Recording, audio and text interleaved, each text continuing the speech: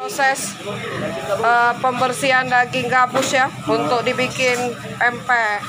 Nah, ikan gabusnya dibersihkan dulu, dibuang kulitnya, bersih-bersih nian. Ini hasilnya, Bu. Nah, mana hasilnya? Nah, ini nah tinggal kita siap giling ya. Ikan gabus yang Palembang lemak nian dibikin pempek. Lainian dia.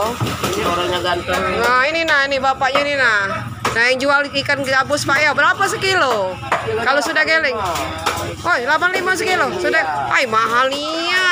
Ada kada, mahal cak itu, Kak. Ini yang kerja mau uang galah. Uang galah. Bapak-bapaknya nih. Untuk beri anak istri makan. Iya, Kak ya. Oh, ganggu uang kerja nih. Nah, cak ini nah ini. Nah, ini ikannya yang belum dibersihin ya. Nah ini nah, pinternya dia bersihkannya no. Nah, nih diaduk dulu, tulangnya dibuang. Terus, nah ini untuk lauk makannya, ini yang jual ini ikan mujair. Nah dari sini ya, ceritanya ke bapak nih. Orang Uruguay. Nah ini bagian yang bersihnya yang dibelahnya. Nah, nah coba mana lagi telok tuh? Nah, kami galak Kak itu Kak di kinian, tapi ada lagi dah Kak? Ngumpul lagi. Tapi kami nak pale.